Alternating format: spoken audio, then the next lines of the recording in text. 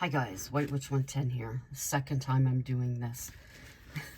I tried to read the story 3 times last night and it just didn't work. Whatever this cold is that I have seems to be coming back again. The cough anyways. Our daughter has it, her husband and son, they all have it. Apparently it's in your system 2 weeks before it comes out.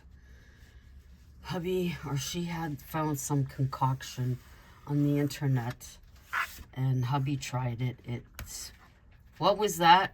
A teaspoon? Drakey, what was that concoction you had me try? A teaspoon of whiskey? What was that? That junk I just drank. An old recipe. Yeah, it should have stayed buried. What was it? It was a teaspoon of whiskey. No, teaspoon of whiskey. A teaspoon of lemon juice. And a teaspoon of a tablespoon of honey. Oh, don't try it, people. Do not try it. It was horrible. I went right for water, and then he gave me my orange juice. That's good. Seem to be with the cats, just got some new stuff. May take them a bit to get used to it. I don't know if they'll eat it.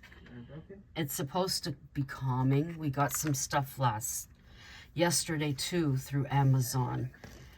And let me tell you, they all looked a bit buzzed. But they were calm, they were quiet. We have, oh, it looks like Pearl's gonna eat it. Pearl ate hers, and now she's going after Gizzy's. Gizzy's not so sure. He said, fuck you drugged me yesterday. But he's sniffing. I don't know. Okay, so here we go. Okay, everybody, treats in the living room. Mama's trying to read this. Okay. Pearl's eating them all. She's gonna be stoned as hell. Oh my lord. No. Bacala. No, lasala. You don't eat that. Here. Ugh. Where did he go? Here. She's gonna eat them too. I don't want this little one totally. Okay. Okay. Holy, hang on. Our place is crazy. Okay, let me try and get this story done for you guys. I finished writing it on the 3rd. It is called That Thing in the Woods. They needed to get into the forest, even though warnings were posted at every pathway. Trackers and law enforcement had advised the public to wait until the source had been located. It had begun 3 weeks ago. The sounds being emitted from the depths of the woods were strange. Lights shining above the treetops had imaginations running wild. Jen and Dean felt vulnerable, having the tree line only short feet away from their back door. They had seen too many caught-on-camera programs. The sounds are like those from TV. They never locate the source. This has been happening for years. All around the world, people hear it. Dean reminded Jen. But surely, sometime, we have to know where it comes from. We have to find out who is responsible. It can't go on forever. Jen was extremely upset. The news was now in her backyard. The videos she watched were real. She had so easily scoffed at them. Now she was terrified. I won't leave our home. She understood those people now. It was her safe place, just like theirs, though now she didn't feel so safe. Dean even admitted his level of safety had fallen apart. He felt helpless against whatever it was. Jen sensed the change. She wanted so much to turn things around to how it was. They sat going over the number of times they'd walked those pathways through to the other side of the forest. Had they hiked by this thing that makes the noise? Dean, it's scary. We could have been so close to it. It could have been in our backyard. It could have been on our porch. Don't think about it. It will only drive you mad. We need to believe whatever it is never leaves the forest, Dean implored her. Her tender side emerged. What about all those innocent animals? Will it leave them alone? He gazed deep into his wife's green eyes and lied. It will leave them alone. They're no threat to it, I'm sure. Though he wasn't hiding it well in his voice. They made no move from their country home. Their imaginations had taken over. In moments of solitude, they each allowed fear to seep out from their pores. Dean spent nights standing at the back window, searching the tree line. For what he didn't know, he just watched. Jen lay awake, praying this hell would end. When days passed without a sound, everyone relaxed. Neighbors chatted over fences. It appeared normal once again. Then it came, that cloudy afternoon. Dean was in town leaving work. Jen had returned books to the library. In return, she carried 5 more in her beige canvas bag. Their feet had only just touched the cement sidewalk. The eerie metallic sound began. Metal on metal is how some described it. The echo, at times, felt to pierce your eardrum, though it never did. Panic set in. Jen and Dean slid into their vehicles, heading home. Jen was only moments in the driveway before Dean arrived. Get inside, he shouted above the noise, pressing the lock button on his keychain. Both inside, door locked. They gravitated to the back window. The glass vibrated beneath Dean's hand. Is the glass going to break? Jen's voice quivered. No, it's strong enough. He was certain in his statement. I wanted to stop. I've had enough, she yelled. Dean took hold of his wife, bringing her shaking body in close. Calm down. It won't last. What if it's a dinosaur? What if it's been hiding and now coming out? Calm down. There was no such thing hiding there. Jen cried on his shoulder. She had lost control. Her life was coming apart. As she took in a breath, the noise stopped. Dean sensed her body relax. How could he protect her? How could he calm her the next time? Their sleep was broken. Any little sound placed them on alert. We need to go in, he whispered as they laid back in bed. The full moon shone onto their bedding. We need to find out what it is. I don't believe anyone will tell us. Are you sure? I don't think it's safe. What if this is all fake? It could be a speaker system playing a recording, Dean suggested. That would be a massive system. It can't be. Jen's face creased with worry. I'll go on my own if you won't. I don't intend to sound mean. I'm stating I will. Don't you dare. Do you realize how sick with worry I'll be? I couldn't take it. You may as well rip my heart and my stomach out at the same time, she sighed. I'll reluctantly go. I'd rather disappear with you than survive without you. He loved this woman more than anything else in the world. I'll plan a day soon. We'll make sure to prepare for the hike. Would you consider camping? Dean, you're pushing things. How could you even suggest it? We may not find it the first time in. It's not coming from the outer. It's way inside. Wouldn't it be a waste of time coming home only to go back out? He had a point, though. He had a point, though it terrified her. Let me think. Right now, agreeing to go is a huge step. Please don't push. Dean agreed he would back off if she truly considered camping.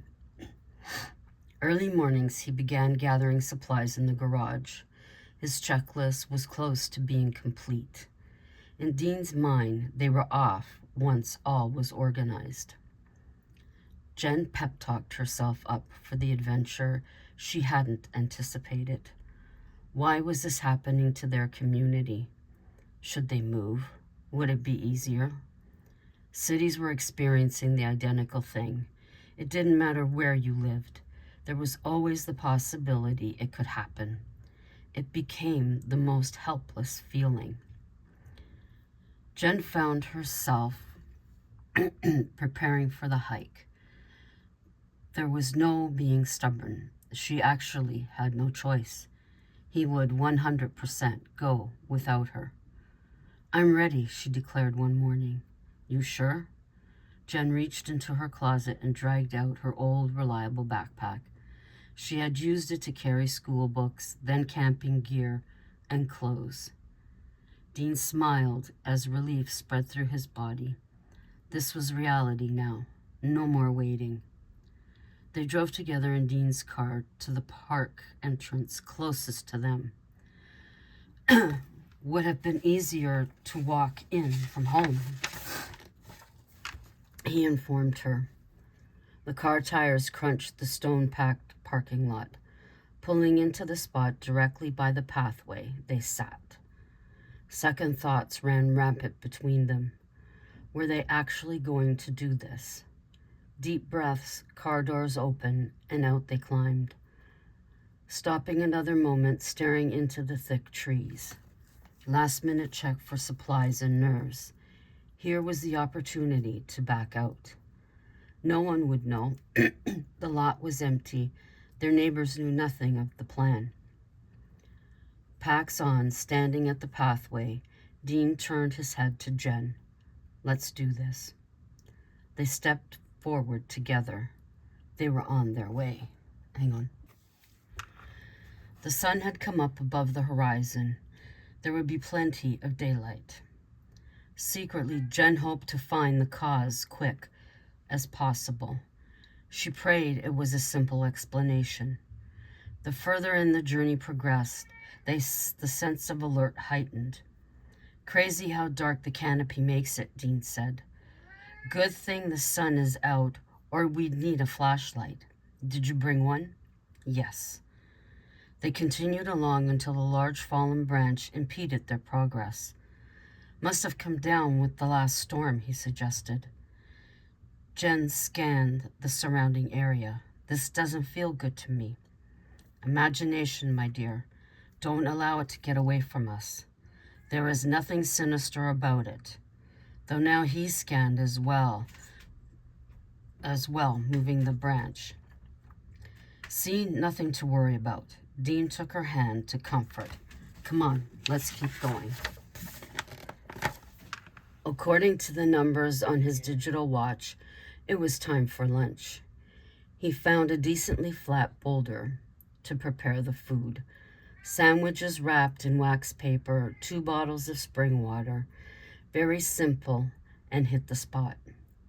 I'd almost forgotten how lovely it is out here. Jen breathed in the crisp air. She tilted her head to listen. But there's one thing missing. She looked towards Dean. What's that? He asked, biting into his ham and cheese sandwich. Birds. I don't hear any. That isn't right. We should be hearing all types of birds. Dean stopped chewing. She was correct. Not even the sound of feathered wings. He placed his food on the wax paper, reaching for his small binoculars. Nothing. Not even a sign of a nest. He noticed something else. Where squirrel homes were usually plentiful, there was none. These branches were void of life. He chose to say nothing of what he didn't see to Jen. Must be that time of year. They've all gone south. They'll be back soon. The explanation was no comfort to her. There were always birds no matter what time of year.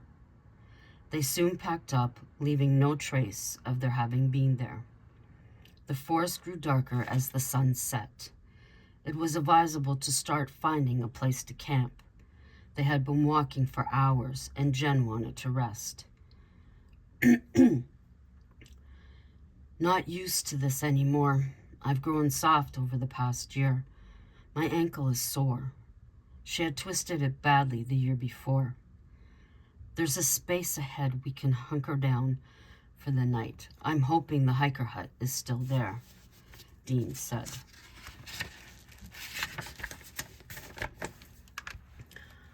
I hope so too. I don't want to break out the tent. Jen felt vulnerable with only a piece of cloth between herself and what might be out there. They were in luck. The hut was still standing. All it required was a good sweep. Dean checked the date on cans left behind. These all are over code, but this tin of tuna. He gathered the rest, placing them in a garbage bag. We'll take these out with us on our way home. We don't need the extra weight now. Dean got a small fire going for warmth. Dinner could wait. Jen stretched out on the sleeping bags on the platform provided. Just like home, she laughed for the first time all day. Dean kept the small shutters closed over the window. The hut was warming nicely, nicely enough to shed their coats. I feel free, Jen declared. I hate all this bulk in winter. I much enjoy a heavy sweater of spring and fall. He was in agreement. Stomachs full, they talked for a while before droopy eyelids took over. The fresh air and exercise was no match for any fear either had. Cuddled together, they slept.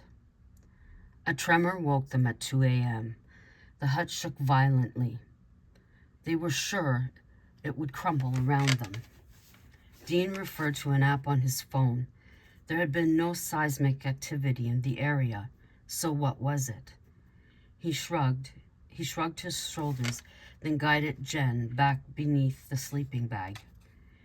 He would check for a source in the morning. Daylight, though it had barely been recognizable in the dense forest. Dean was up cooking bacon and eggs. Did you find anything? She inquired of her husband. I felt you leave earlier. Nothing, was his simple answer. Dean had replaced the wood they had used.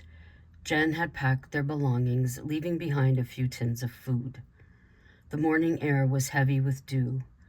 There were patches of mud inches deep along the pathway now. Must have rained last night. Funny, there was no sign of it at the hut, her husband noted. Maybe that's what shook the hut this morning, she said. Made sense to them both, so it was accepted as truth. The pathway began an uphill climb. Jen's ankle throbbed with each gentle step. She winced each time the right foot came down. Do you need us to stop? He inquired. No, keep going. I'll rest at the top, she replied. It took a long 20 minutes, and the pain was unbearable. We should have stopped early, Dean reprimanded himself. I have a tensor in my bag. That will help. They set off again a half an hour later. By then, the sky had clouded over with a light rain. Ponchos on, they continued on the pathway. This section, however, was rarely used, and it showed. Weeds and wild brush had claimed the space. More rocks of medium size made walking difficult. Dean glanced back. The tensor was proving ineffective. He'd seen the agony on his wife's face. He should have never put her through this. Why must he be so curious? I'm sorry, he said in a low voice. I shouldn't have brought us. I didn't think of your ankle. Neither did I, and it's not your fault. I agreed to this. No, I pressured you into it. He hung his head. She touched his arm. We're in this together. We need to get our lives back.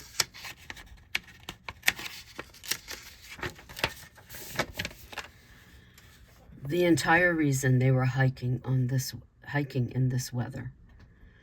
The sun was setting once again behind the clouds. Dean knew they were only a couple of miles from the next hut. If they could make it there, Jen could relax. He even considered delaying a day for her. Jen didn't buck his suggestion. She recalled from this point the pathway should be easier to navigate.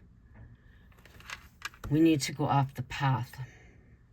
So far, we've seen nothing out of the ordinary.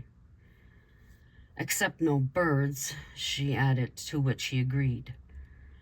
I don't like taking us off it, but I believe it's the only way we might find whatever it is. The thought came to her. What do we do if we find it? He hadn't thought of that either. There was no answer to give her at that moment. Jen enjoyed the break. The warmth of the fire thawed her frozen fingers and toes. Her cheeks were tingling from the heat. I hate taking us off the path. You've said that. It's too easy to get lost that way, he pointed out. I realize that. But can we not stay parallel to the path? Jen inquired. Sure, but I'm not sure if that will bring us where we have to be.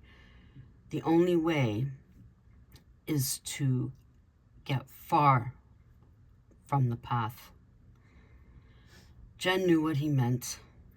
They'd need to hike a few miles further in. They had to go deeper. The reality terrified her. She should have told someone their plan. If they never returned, no one knew where to find their bodies. There were no shutters on the windows in this hut. At night, from their sleeping bags, they couldn't see the sky. Dean made note around midnight of an orange light above the trees. Jen woke up. Through a hole in the ceiling. Sorry. Her eyes slowly opened. What? Look here, he pointed. Wait a minute, I got this wrong. There were no shutters on the window in this hut. At night, from their sleeping bags, they could see the sky. Dean made a note around midnight of an orange light above the trees. Jen, wake up. Her eyes slowly opened. What? Look here, he pointed out the window. I crossed stuff off, that's why it didn't make sense. What is it? She asked. I have no idea, but people have reported a light above the trees. We may be closer than we know.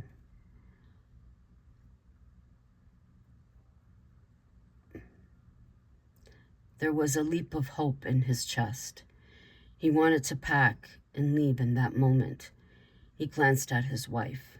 She read his mind. Jen was packing up and extinguishing the fire. You're up to it? He asked. Doesn't matter, let's go. We're never going to be closer if we don't move now. She was out the door before his coat was on. They continued to watch the sky. Could it be the northern lights? Jen wondered out loud. Don't think so. We aren't in the proper location for it. It was a good thought, even though it was wrong. Look, Jen's hand flew out from her side. There it is. Her voice was an exciting whisper. In the distance, there was a stream of light emanating from something in the ground. They got down as low as possible, still being able to move. The packs on their backs continually caught on prickly bushes, shoulder height. 20 feet away was the source of the light. Dean and Jen hunkered down behind a large boulder. It was an unbelievable size. How had it never been seen? It resembled a turtle shell. If it was larger below, that was hidden by the earth. Cool gray in color. From the center of the shell, a stream of orange reached the empty sky above. The canopy was thin. Dean imagined the persons responsible had taken it upon themselves to make the space. There were no little figures milling around the structure. Aliens? Jen asked. No, I'm sure this is man-made. That is likely the noise we've been hearing. Look at the size of that thing. Dean marveled at it. Okay, now we know where the noise and the light comes from. Should we take photos and leave? She asked. Excuse me, I need to see who built this and why. The sound they had heard those many nights began. The hole in which the light shone through slowly opened wider. It was metal against metal. It was deafening at this distance. The same amount of time passed before the sound stopped. When it did, a low hum floated up from the shell. Though it wasn't just the sound. An object was lifting above. Then another followed. Drones. Jen looked over to Dean. Drones. Is this where they're coming from? 10 in total hovered in the sky. As if receiving orders, they darted off in all directions but one. It stayed within the stream of light before slowly moving forward. That is when Dean noticed the red pinpoint of light in the tree. Shit. They've been watching us. There's a camera in that tree, he pointed. Jen followed his finger. Who are they? They were no closer to an answer. The drone now hovered over their heads. A thin ray of blue light shone on them. Dean, do we run for it? Jen panicked. He was pulling his pack off. She did the same. On 3, run. On 3, they jumped up and ran back towards the hut. The pain shot through Jen's ankle like a knife. Twigs broke under their feet. Bushes caught their clothing, ripping them. Jen stepped wrong on a rock. She felt herself falling forward. She screamed for Dean. In that second, all went dark. He found himself alone. The lights were gone. The drone was gone. Jen was nowhere in sight. In slow motion, he forced his legs to turn back. The turtle shell was gone. What had happened? Had it been a dream? Both packs lay on the ground where they had taken them off. Jen, he shouted over and over. There was no response from any direction. Hang on. He hit the proverbial wall. His eyes wanted to close. He dragged the packs behind him. He made it to the hut. Locking the door, he flaked out on the sleeping bag. The sounds of birds woke Dean the following morning. Rubbing sleep from his eyes, the realization struck like a baseball bat. Jen was nowhere in the room. Had he missed seeing her in the dark? Was she injured, laying on the ground? Strapping the packs on his body, he left for the location of the shell. Jen was nowhere in sight. Had they run a different way? He called out again with no response. Dean climbed down to the clearing where the shell had been. It was obvious something had been there. A blink from the right turned his attention in that direction. It was one of the drones. Quickly, he ran to it. The surface was hot to the touch. He dropped it back to the ground. His fingers were singed. Before his eyes, it disintegrated. I have to get to the car. Dean's pace was quicker. He could be back to the parking lot in a day and a half. The car was still alone in the lot. It was covered with dew. Jen wasn't in the car. What do I do? Should I go back and search or contact the authorities? Dean did the right thing. He went to the police. He explained what they had been doing. The photos assisted with his story, and there is no sign of her since that night. The officer wanted to be sure. Nothing at all. I went to the site and called out, but there was no response. I love my wife. I need her back. The tears he couldn't hold. We'll take over from here. If we find anything, we'll be in contact. Days passed, and Dean refused to leave the house. He was obsessed with the tree line. In his heart, he prayed she could walk out no worse the wear and fall into his aching arms. He hadn't showered, and his facial hair was out of control. He held her t-shirt to his nose. Her perfume lingered in the material. He walked in a daze from one window to another. He didn't want to, but he was giving up hope. After weeks of searching, the police admitted they were no further ahead than the beginning. The seasons had made their way around the sun. Dean hadn't recovered. His appearance was worse. He rejected contact from anyone. He loathed the forest and what it hid among the dense trees. Early winter afternoon, the wind howled outside. Trees bent in the forest. He wished every one of them would fall, clearing the land behind the house. Every ring of the phone, every ring of the doorbell. His heart could not sink any lower. It was December. The detective in charge paid a visit. Dean knew it couldn't be good. Hikers found this by the hut. The officer dropped in his hand a wedding band. It belonged to Jen. Still no sign, I'm sorry. Dean sat in their living room in front of the fire. He continually played with her ring. Memories flooded his waking hours. Nightmares would not leave him alone. Who had taken her? He looked up to the sky and swore, shaking his fist. One day, I'll be you, and you'll never see your mate. One day, I'll visit your planet and wreak havoc on your population. Mark my words, were the last he said on the subject. Jen became part of a legend, recounting the metallic sound with lights in the woods. He had lost her forever, except for pages written in every haunted book. Dean held their photo and hugged it tight. Sleep was always his friend. He could dream about her sweet features till the nightmares came. What a way to live. The end. A little different, I know. I kind of forced myself to write it a little different.